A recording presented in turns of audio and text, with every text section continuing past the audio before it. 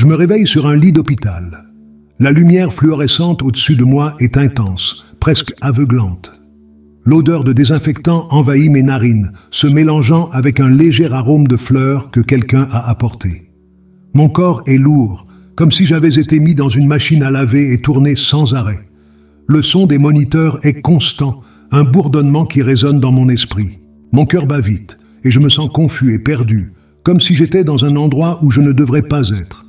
S'il vous plaît, avant de continuer cette vidéo, n'oubliez pas de laisser votre like pour renforcer le canal, faites votre inscription et activez la cloche pour être averti à chaque nouvelle vidéo. Passons au rapport. Avec un effort colossal, je tourne la tête et vois une infirmière en train de poser des tubes autour de moi. « Salut, tu es réveillé ?» dit-elle avec un sourire qui essaie d'être encourageant, mais son expression a une touche de préoccupation. « Comment vous sentez-vous ?»« Douleur, dans la poitrine », réponds-je avec une voix rauque, à peine capable d'articuler les mots. La peur s'installe dans mon estomac et je me demande si je vais pouvoir m'en sortir. « C'est normal après la chirurgie, vous devez vous détendre », dit-elle en ajustant l'un des moniteurs. « Le personnel médical prend soin de vous, vous êtes entre de bonnes mains. » J'essaie de me concentrer sur ta voix, mais les souvenirs commencent à couler, comme une rivière qui ne peut être contenue. Les souvenirs de mon enfance surgissent, remplissant l'espace vide dans mon esprit. Je vois ma grand-mère, son image nette, comme si elle était assise à côté de moi. Elle me raconte des histoires anciennes, sa voix douce comme un murmure, pleine de foi et d'espoir. « Beto, mon cher, la vie est un cadeau. Ne l'oubliez jamais, » disait-elle en m'enlaçant dans une étreinte serrée. La chaleur de ses paroles m'enveloppe, même au milieu de l'incertitude. « Beto, tu m'entends ?» L'infirmière interrompt mes pensées et je hoche la tête pour essayer de me faire oublier. Je sens une douleur aiguë dans la poitrine, un coup qui me fait fermer les yeux. Le désespoir et l'acceptation s'entremêlent et je me demande si je suis sur le point de quitter ce monde. « Nous sommes prêts, Beto. Vous êtes en sécurité. La chirurgie va aider, » dit l'un des médecins, sa voix ferme et rassurante. Je sens une main douce sur mon épaule. « Rappelez-vous, vous n'êtes pas seul. Votre famille vous attend de l'autre côté. » Avec une dernière pensée sur l'amour que je ressens pour ma famille, je ferme les yeux. Les ténèbres m'enveloppent et le sentiment de flotter s'empare de moi. La peur se dissipe, laissant place à une paix indescriptible. C'est comme si j'étais entre deux mondes, mais à ce moment-là, la seule chose qui importe est que je suis entouré par l'amour que j'ai toujours gardé dans mon cœur. Je me réveille dans un endroit que je ne peux pas décrire complètement. La lumière autour de moi est douce et enveloppante, comme une étreinte chaude qui m'accueille. La peur et la confusion qui m'ont tourmenté à l'hôpital semblent lointaines ici. Quand mes yeux s'ajustent, je reconnais la figure qui est devant moi, ma grand-mère. Son sourire est serein et ses yeux brillent d'une lumière que je n'avais pas vue depuis des années. « Beto, mon chéri, » dit-elle. Sa voix est la même que toujours, pleine d'amour et de compassion. Vous êtes dans un endroit sûr. Je m'approche et l'émotion me serre le cœur. « Grand-mère, c'est toi. Je pensais ne jamais la revoir. Je serai toujours là où que tu aies besoin, » répond-elle avec un ton doux qui me calme. « Viens, je veux te montrer quelque chose. » Elle tend la main et je la prends, sentant une énergie réconfortante traverser mon corps. Nous sommes sur une plage magnifique. Le sable est doux sous mes pieds nus et le son des vagues est comme une mélodie douce. Le soleil brille d'une lumière dorée et l'odeur de la mer est vivifiante. C'est comme si nous étions dans un rêve et chaque détail est vif et parfait. Cet endroit, je me souviens de nos vacances d'été ici, dit-il, regardant autour de moi, mon esprit plein de souvenirs. C'était tellement amusant quand nous étions enfants. Oui, mon amour, répond-elle en s'asseyant sur le sable. Ces moments sont précieux. J'ai toujours dit que nous devons apprécier chaque instant, n'est-ce pas? Je m'assois à côté de toi et la nostalgie m'enveloppe. Tout ça me manque, grand-mère. La vie est si courte et je ne sais pas si je fais assez. Elle m'observe avec un regard compréhensif. Beto, la vie est un cadeau. C'est vrai que la fragilité nous apprend à profiter de chaque instant. Mais ne vous inquiétez pas, vous avez encore beaucoup à faire. Regardez autour de vous. Pendant que je parle, des ombres commencent à apparaître sur le sable, des images de personnes que j'ai aimées et qui ont laissé leur marque dans ma vie. Je vois mon père rire, ma mère cuisiner, des amis qui sont partis, et chaque souvenir est comme une vague qui me frappe, apportant un mélange de joie et de douleur. Ils sont tous là? Demandai-je, la voix étouffée. Oui, Beto. Chacun d'entre eux a fait partie de qui vous êtes. Vous n'êtes pas seul. L'amour que vous avez partagé ne disparaît jamais. Mais si je ne sais pas comment l'honorer, je me sens perdu. La pression de ce que j'ai laissé derrière pèse sur moi. Vous honorerez vos souvenirs en vivant pleinement, dit ma grand-mère avec détermination. Et vous pouvez le faire en aidant les autres. Regardez les ombres. Ils ont besoin de vous, comme vous avez eu besoin d'eux. Pendant qu'elle parle, je sens une vague de compréhension. Chaque visage que je vois dans le sable me raconte une histoire de lutte et d'amour. La douleur que chacun a affrontée et les leçons qu'ils ont apprises sont un héritage. La connexion que nous avons transcende la mort, et dans chaque ombre, je vois une invitation à aller de l'avant. Je veux aider, dis-je, sentant une nouvelle détermination jaillir en moi. Je veux faire quelque chose qui fait la différence. Commencez donc par valoriser chaque jour. Utilisez votre expérience pour toucher la vie des autres. Le voyage n'est pas facile, mais vous n'êtes pas seul. Nous sommes tous ensemble sur ce chemin. Je lève les yeux et vois la beauté de l'endroit qui nous entoure. La douce lumière devient plus intense, et la chaleur de l'amour que je ressens est presque palpable. Je suis entouré de souvenirs et de leçons qui me guident, et à côté de ma grand-mère, je sens que je suis prêt à découvrir ce qui va suivre. L'air autour de moi était imprégné d'un parfum doux et frais, comme si le printemps avait décidé de faire sa demeure à ce moment-là. J'étais dans un parc, un endroit que je connaissais bien, plein de fleurs colorées et d'arbres luxuriants. La lumière du soleil se filtrait entre les feuilles, créant un spectacle d'ombres dansantes sur le sol. Le temps s'était arrêté et j'étais coincé dans un souvenir. Le sourire qui m'accompagnait se dissipait quand je me suis rendu compte que j'étais seul. J'ai marché lentement, sentant l'herbe douce sous mes pieds. Le son des rires d'enfants jouant en arrière-plan était réconfortant, mais aussi un peu triste. C'était un jour d'été, et les souvenirs de balades à vélo avec mon père ont commencé à inonder mon esprit. Les jours où il m'a appris à marcher, le sentiment de liberté quand je l'ai finalement fait, tout semblait si lointain maintenant. Soudain, une figure familière a attiré mon attention. Un jeune homme était assis sur un banc, avec un regard perdu à l'horizon. En m'approchant, une vague de reconnaissance m'a frappé. C'était Lucas, mon ami d'enfance. Mon cœur s'est mis à battre dans ma poitrine, et un mélange de joie et de tristesse m'a envahi. Lucas. J'ai appelé hésitant, comme si je craignais qu'il puisse disparaître à tout moment. Il se retourna lentement, et quand nos regards se rencontrèrent, un sourire triste apparut sur son visage. « Beto, c'est toi. Je ne pensais pas te voir ici. »« Comment es-tu, ici ? Qu'est-ce qui s'est passé ?» demandait, la curiosité et l'inquiétude se mêlant dans ma voix. « Je ne suis pas sûr. C'est comme si j'étais coincé entre deux mondes. Un endroit où je peux voir les gens que j'ai aimés, mais je ne peux pas les toucher. Je suis ici, mais je n'appartiens pas à cet endroit, » répondit-il, sa voix chargée d'une profonde mélancolie. Je me suis assis à côté de lui, sentant la connexion immédiate que nous avons toujours eue. Je me sens aussi comme ça.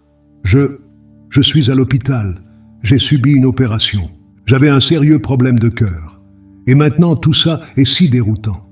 Lucas m'a regardé avec compréhension. C'est comme si nous vivions dans une sorte de limbe. Mais je sens qu'il y a un but à cela. Peut-être que c'est une chance de trouver des réponses. Des réponses sur quoi, me suis-je interrogé, intrigué?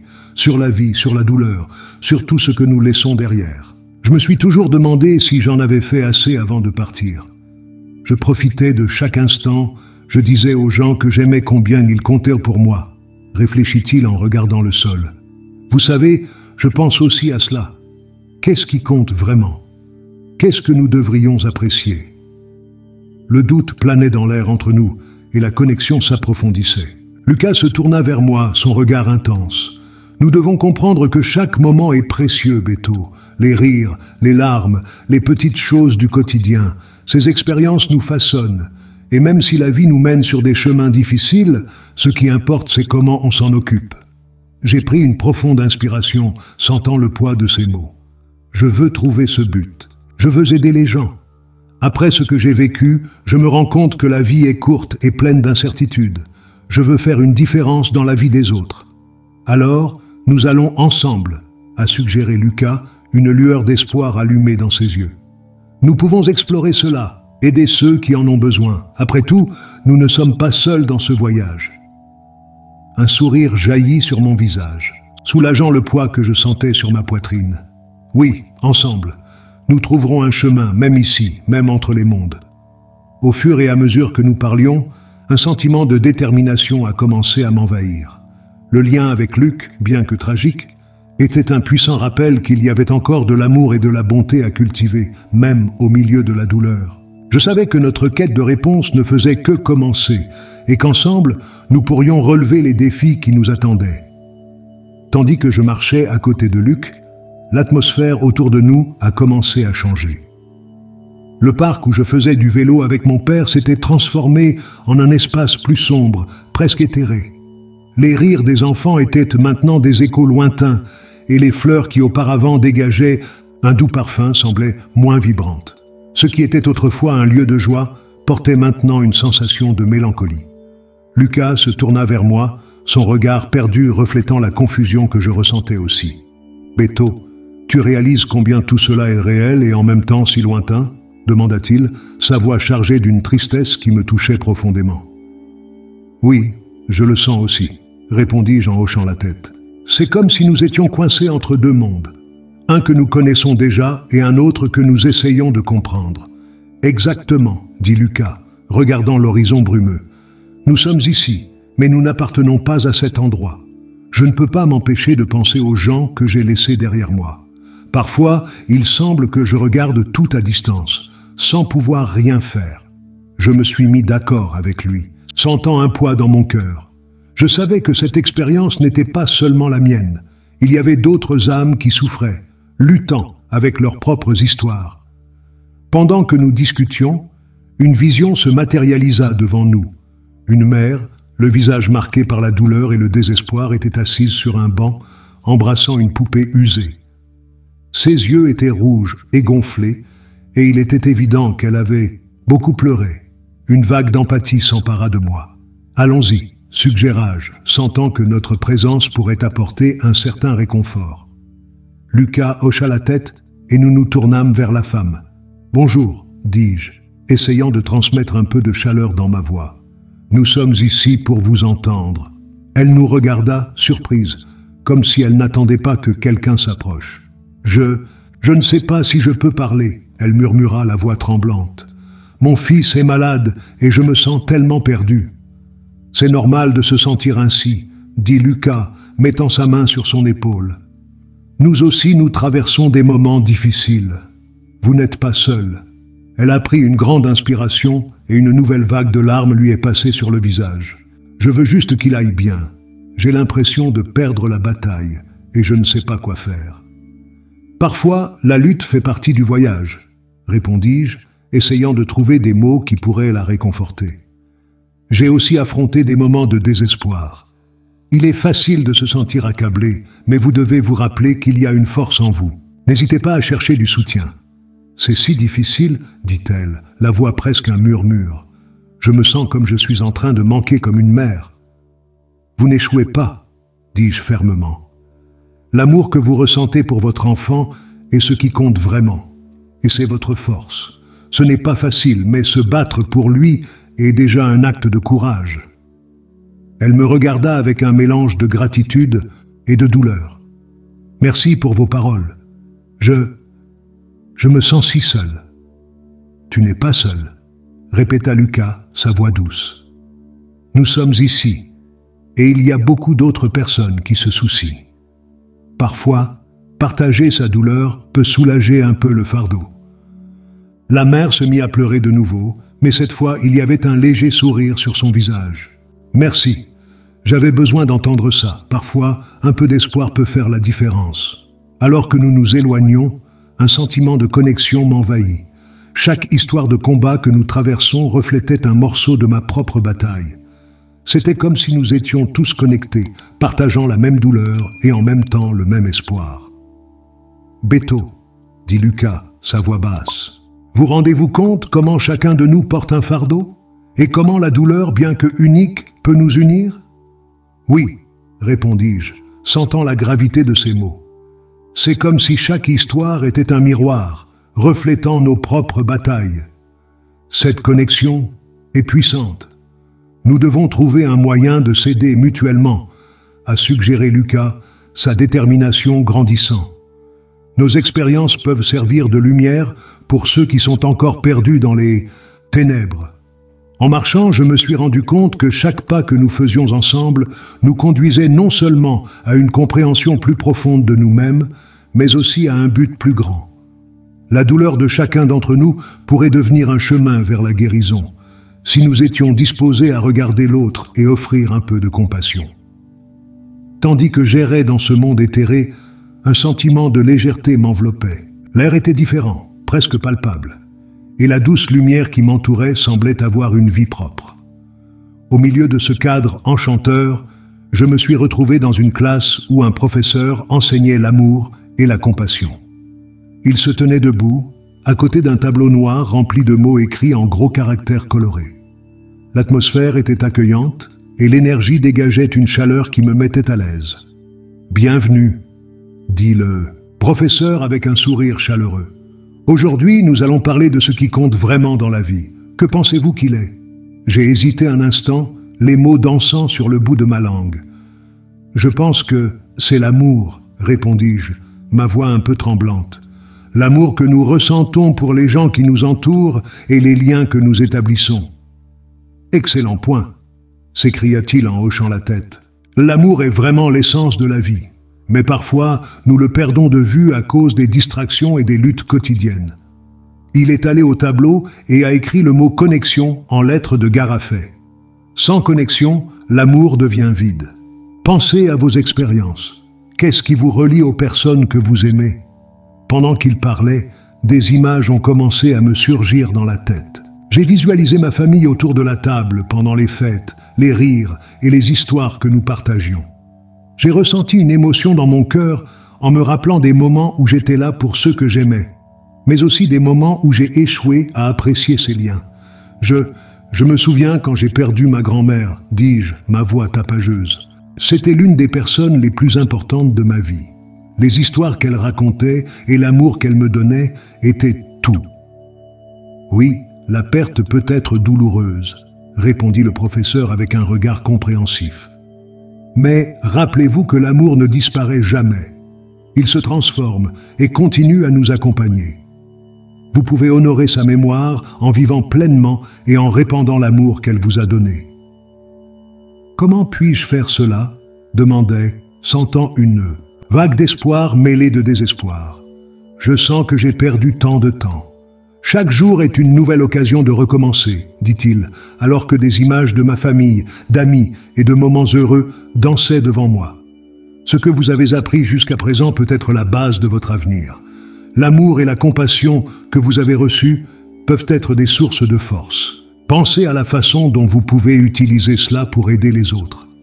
Ces paroles résonnent dans mon esprit. J'ai regardé autour de moi et j'ai vu les âmes qui étaient présentes, chacune avec ses propres histoires de douleur et de lutte. Le professeur a poursuivi, « La vie est pleine de défis, mais c'est la façon dont vous les gérez qui compte vraiment. Transformez votre douleur en but. Je veux le faire, j'ai déclaré, maintenant avec plus de confiance. Je veux aider les gens qui traversent des moments difficiles, tout comme moi. » C'est merveilleux, sourit le professeur. Rappelez-vous que vous n'êtes pas seul dans ce voyage. Chaque personne que vous aidez sera une extension de l'amour que vous avez reçu. La connexion entre vous est ce qui compte vraiment. Alors que sa voix se déroulait comme un mantra dans mon esprit, j'ai réalisé que la vraie beauté de la vie était de partager des expériences et de construire un héritage d'amour. Je pouvais sentir l'énergie de l'amour vibrer autour de moi, et l'idée d'aider les autres est devenue une flamme allumée en moi. « Je veux faire une différence », ai-je déclaré, sentant la détermination grandir dans mon cœur. « Alors commencez tout de suite. » Il m'a encouragé. « Allez-y et apportez cette lumière au monde. L'amour que tu donnes te reviendra de façon que tu n'as jamais imaginée. » Je souriais, sentant un nouvel espoir jaillir en moi. Au milieu de toutes ces images et souvenirs, j'ai réalisé que j'avais une voie à suivre. Un chemin qui non seulement honorerait ceux que j'ai aimés, mais transformerait aussi ma douleur en quelque chose de beau et de significatif. La connexion était la clé et j'étais prêt à l'ouvrir. La douce lumière de la plage m'enveloppait comme une étreinte chaleureuse. L'odeur de la mer et le son des vagues qui se brisent dans le sable apportaient une paix que je n'avais pas ressentie depuis longtemps. En regardant ma grand-mère, qui était à côté de moi, je pouvais voir son sourire chaleureux.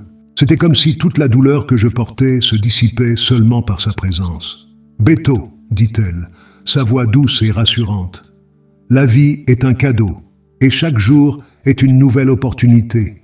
Tu dois te souvenir de cela, toujours. » Ces paroles résonnent en moi comme un écho qui réveille des sentiments profonds. Mais il y avait quelque chose d'autre que je voulais savoir. « Grand-mère, pourquoi suis-je ici? Que dois-je faire maintenant ?» demandai-je. La confusion m'enveloppait toujours. Elle me regarda avec tendresse, comme si elle évaluait la profondeur de mes questions. « Vous avez été choisi pour aider les autres, mon cher. Il y a beaucoup d'âmes perdues qui ont besoin de conseils, et vous avez la capacité de faire une différence. » Avec cela, elle tendit la main, et ensemble, nous marchâmes sur la plage. Le sable chaud sous mes pieds était un rappel de l'enfance, des étés passés en famille. Mais en marchant, je me suis rendu compte que la plage n'était pas seulement remplie de souvenirs heureux. Il y avait des ombres, des figures qui erraient au bord de l'eau, semblant perdues et solitaires. « Qui sont ces gens ?» demandai-je, faisant des gestes aux figures lointaines. « Ce sont des âmes qui ont souffert comme vous, » elle a répondu. « Ils luttent toujours pour trouver la paix. » J'ai senti une envie de m'approcher. En approchant des ombres, je me suis rendu compte que chacune d'elles avait son histoire et qu'une d'entre elles se distinguait. C'était une jeune femme avec des yeux tristes et une expression de désespoir. « S'il vous plaît, aidez-moi !» Elle a supplié, sa voix presque un murmure. « Je suis tellement perdu. »« Quel est votre nom ?» demandai, sentant une connexion immédiate. « Mon nom est Anne », répondit-elle d'une voix tremblante. « J'ai perdu mon fils dans un accident et je ne peux pas trouver la paix. Je me sens comme si je n'appartenais à nulle part. » La douleur dans ses mots était palpable et mon cœur s'est serré. « Anna, je comprends sa douleur. Je suis aussi ici à cause d'une lutte. La vie peut être si cruelle, mais vous n'êtes pas seule, dis-je en essayant de transmettre un peu de l'espoir que ma grand-mère m'avait donné. En un instant, ma grand-mère s'approcha de nous. « Anna, tu n'as pas apporté ça seule. Permettez-vous de ressentir, mais aussi de trouver du réconfort dans les histoires des autres. » Anna nous a regardés, ses larmes brillant dans or, la douce lumière. « Comment puis-je faire cela? Je me sens coincé dans une tempête sans fin. »« Partageons nos histoires, » je suggérais, sentant une vague de détermination. « Peut-être que, en parlant de nos peines, nous pourrons trouver un chemin ensemble. » La jeune femme hocha lentement la tête, et une flamme d'espoir semblait s'allumer dans son regard. « Tu ferais ça pour moi ?» « Bien sûr, » répondis-je, et en regardant ma grand-mère, je vis qu'elle était fière de moi. Ensemble, nous avons commencé à rassembler d'autres âmes, chacune apportant ses propres histoires de deuil et de lutte. Certaines étaient près de l'eau, d'autres s'éloignent, mais toutes sont attirées par notre conversation. J'ai senti l'énergie de cette plage changer, comme si un lien invisible se formait entre nous. « Venez, partagez vos histoires. Nous sommes ici pour écouter, » dis-je en faisant un geste à ceux qui approchaient. Et ainsi nous avons commencé à partager nos expériences. Chaque récit, chaque larme, chaque sourire devenait un pas vers la guérison. Ce qui avait commencé comme une rencontre entre des âmes perdues s'est transformé en un véritable cercle de soutien, où la douleur devenait un lien d'union. Ma grand-mère regardait de loin, souriante, et je savais qu'elle était là pour me guider, même si c'était subtilement. Le pouvoir de la connexion humaine se révélait devant moi, et à ce moment-là, j'ai réalisé que la douleur pouvait être transformée en amour. J'ai eu l'impression de flotter entre deux mondes, un espace nébuleux où la vie et la mort s'entremêlaient de manière étrange et déconcertante. L'image de l'hôpital a commencé à se former devant moi avec le bruit des machines et la tension visible dans le personnel médical. Le son aigu du moniteur cardiaque battait comme un tambour dans ma poitrine, et je me suis retrouvé dans ce lit, entouré de médecins et d'infirmières qui travaillaient frénétiquement. La lumière fluorescente du plafond était aveuglante, et le sentiment d'impuissance m'envahissait. « Tout va bien, Beto, nous sommes ici avec vous », dit une voix, mais je ne pouvais pas identifier à qui elle appartenait. La peur serrait mon cœur, et la confusion dominait mon esprit. Je savais que ma vie était en jeu, et un sentiment de désespoir m'enveloppait. Cependant, en même temps, un calme inexplicable commençait à émerger. Je voulais crier, mais ne pouvais pas. Ce que je voulais vraiment, c'était trouver un moyen de me connecter avec le monde autour de moi une fois de plus. En regardant le personnel médical, mon esprit s'est tourné vers l'image de ma mère, son expression d'inquiétude gravée dans ma mémoire. « Mère, je suis là », me dis-je, espérant qu'elle sentira ma présence.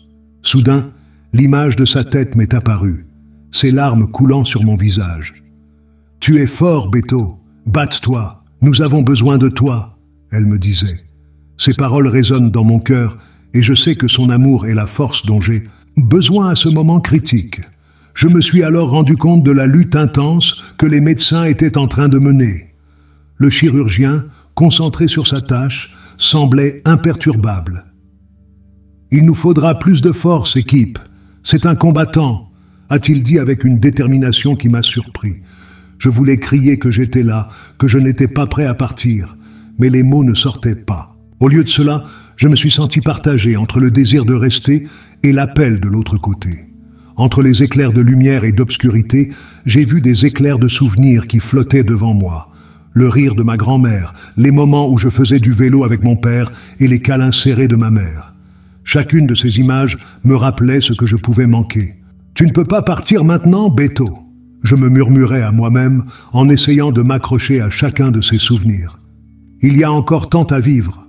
Mais, tandis que je luttais contre la sensation de me perdre, une voix douce et familière résonna dans mon cœur. « Beto, mon cher, tu es aimé. Combattez de toutes vos forces », était la voix de ma mère, claire comme le cristal. « Vous n'êtes pas seul. Vous ne l'avez jamais été. Nous sommes tous ici à vous encourager. » L'amour qui émanait d'elle était si fort que je sentis une vague de chaleur envelopper mon être comme si une lumière divine me guidait. « Je serai toujours avec toi, Beto. Tu es plus fort que tu ne le penses. » continua la voix, et je savais que j'avais besoin de croire. Il y avait un fil invisible qui me reliait à elle et à tous ceux que j'aimais. « Tu as une mission ici, et ce n'est pas encore le moment de partir. Batte-toi, mon fils. » La détermination de ces mots m'a poussé, et pour la première fois, j'ai senti que je devais faire un choix. « Je vais me battre, maman. Je promets que je n'abandonnerai pas, » murmura-je en me sentant la force de l'amour qui m'entourait. Le vrai combat ne faisait que commencer, et j'étais prêt à affronter ce qui m'attendait. Avec cette nouvelle détermination, les souvenirs commencèrent à s'éclaircir, et la lumière qui m'enveloppait paraissait plus brillante. Je savais que je n'étais pas seul dans cette bataille. J'ai senti une pression croissante sur ma poitrine, comme si tout le poids du monde était sur moi. La lumière autour de moi commença à battre, et une vague de chaleur m'enveloppa, comme si j'étais embrassé par quelque chose plus grand que moi-même. « Il est temps de revenir », une voix douce murmura en moi, mais je ne voulais pas y aller. Je voulais rester dans ce lieu éthéré où la douleur n'existait pas et où l'amour était palpable. Non, je ne peux pas encore y aller, me suis-je dit, tandis que la sensation d'être tiré de nouveau dans mon corps s'intensifiait. Je voulais résister, explorer plus, sentir plus. Mais à mesure que la lumière devenait plus intense, j'ai réalisé que ma résistance était en vain. L'énergie autour de moi m'appelait et il n'y avait aucun moyen d'ignorer. « Beto, tu dois te battre !» La voix de ma mère retentit dans mon esprit comme un phare d'espoir au milieu de la tempête. « Tu es aimé plus que tu ne le penses. Batte-toi pour nous !»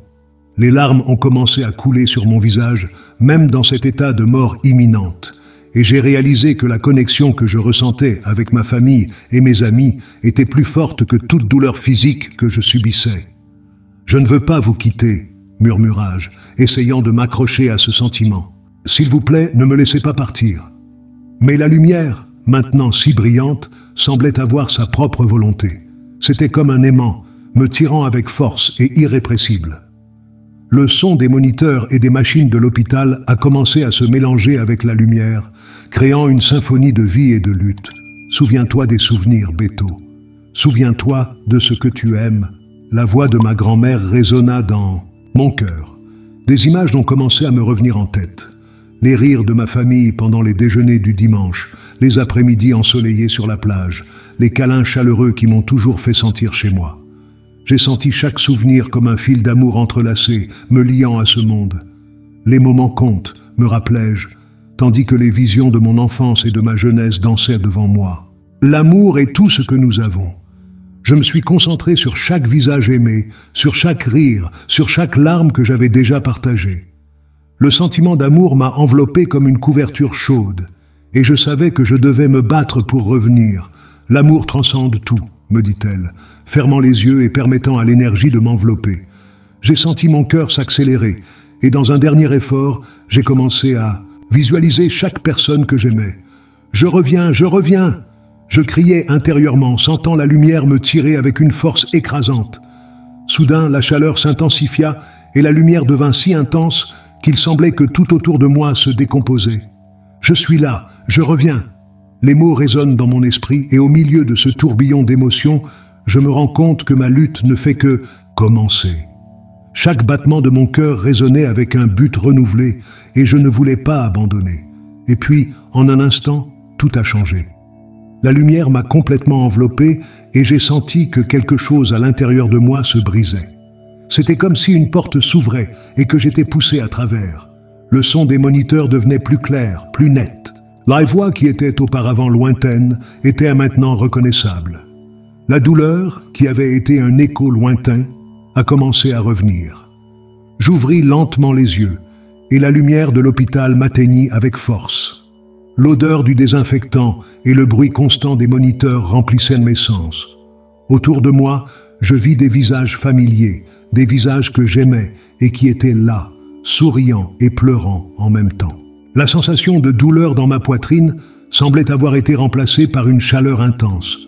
Une chaleur qui n'était pas seulement physique, mais aussi émotionnelle. « Beto !» La voix de ma mère m'est venue comme un baume. Elle était là, les yeux pleins de larmes, mais aussi de soulagement. « Tu es revenu, oh mon Dieu, tu es revenu !» À ce moment-là, je me suis rendu compte que le combat n'était pas seulement le mien, mais celui de nous tous. J'étais de retour et rien ne serait plus comme avant. Après la guérison, une nouvelle détermination jaillit dans mon cœur, battant comme un tambour. Chaque jour qui passait, je sentais que l'expérience que j'avais vécue ne pouvait être vaine. Je regardais par la fenêtre de ma chambre, observant la vie palpitante dehors, et une idée commençait à se former dans mon esprit.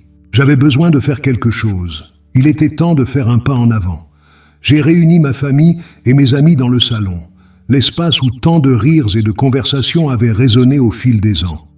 L'atmosphère était chargée d'attente, et je pouvais sentir la nervosité planer dans l'air. « Merci d'être là », j'ai commencé, en regardant dans les yeux de chacun d'eux. « J'ai vécu quelque chose qui a changé ma vie, et je veux le partager avec vous. »« Nous sommes là pour t'écouter, Beto », dit mon ami Raphaël, m'encourageant avec un sourire. « Qu'est-ce que tu as en tête ?»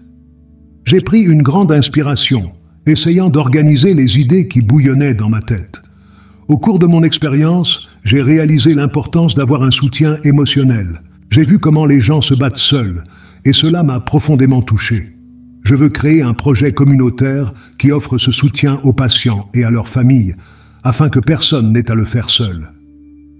Les réactions ont été diverses. Ma sœur, Anna, a écarquillé les yeux, tandis que ma mère, qui était à côté de moi, tenait ma main avec force. « C'est incroyable, Beto !» elle s'écria. « Es-tu sûr d'être prêt pour ça ?»« Oui, maman, j'ai l'impression que c'est ce que je dois faire. Je veux aider les gens à trouver de l'espoir, comme moi. Nous avons besoin d'un espace où ils peuvent partager leurs histoires, leurs douleurs, et trouver le confort les uns dans les autres. » Répondis-je avec une voix ferme, mais pleine d'émotion. La salle a commencé à vibrer avec enthousiasme. « Je veux aider, Beto.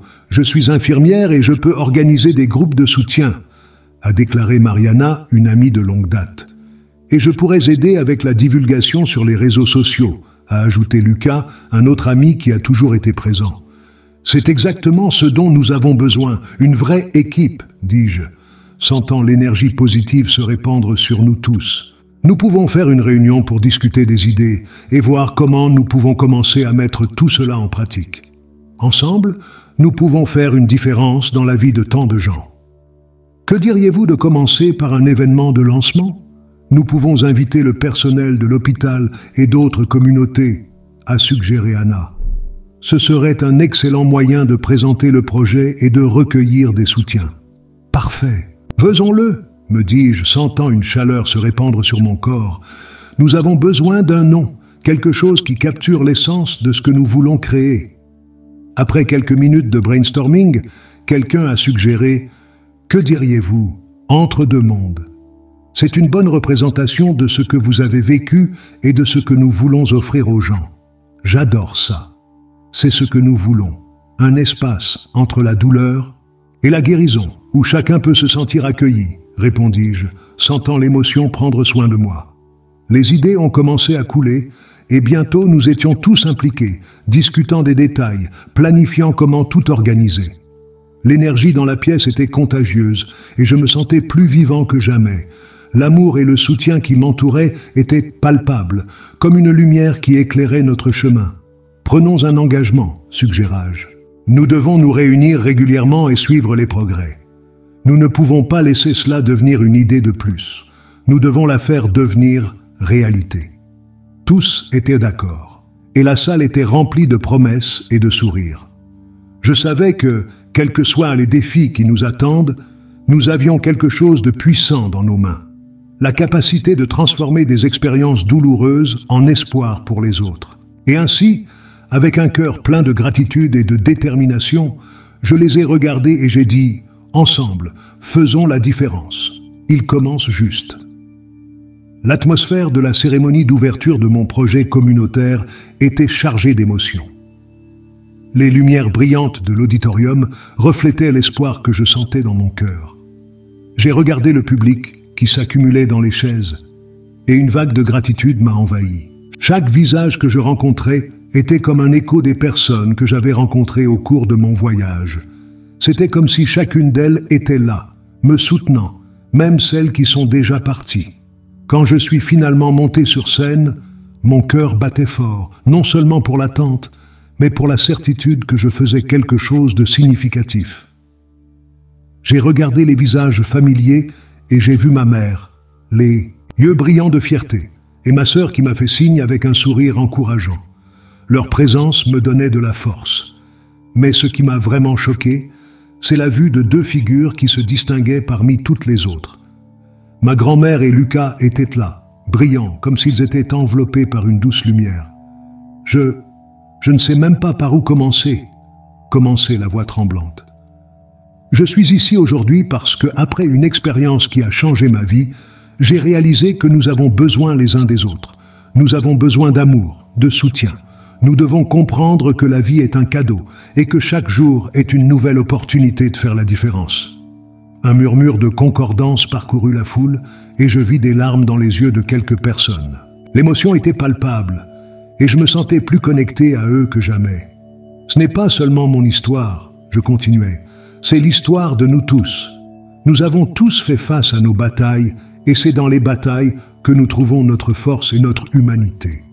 Pendant que je parlais, l'image de la plage où ma grand-mère m'a emmené dans mon expérience de mort imminente est née dans mon esprit. Je me souviens de ces mots sur l'importance de valoriser chaque instant et comment elle a toujours été une source d'amour inconditionnel. La vie est comme cette plage, dit-il en regardant le public. Parfois nous sentons le sable chaud sous nos pieds, mais nous faisons aussi face à des tempêtes. Ce qui compte, c'est de savoir comment nous nous soutenons les uns les autres dans les moments difficiles.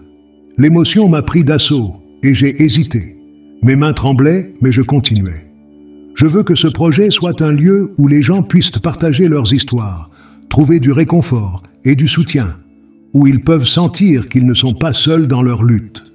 Mes yeux se sont croisés avec ceux de Lucas et je l'ai vu hocher la tête comme s'il m'encourageait à continuer. Lucas et moi avons partagé des moments précieux dans notre enfance. C'était un ami cher qui est parti trop tôt. Et même quand il était loin, sa présence a toujours été un rappel de l'importance de l'amitié et de l'amour.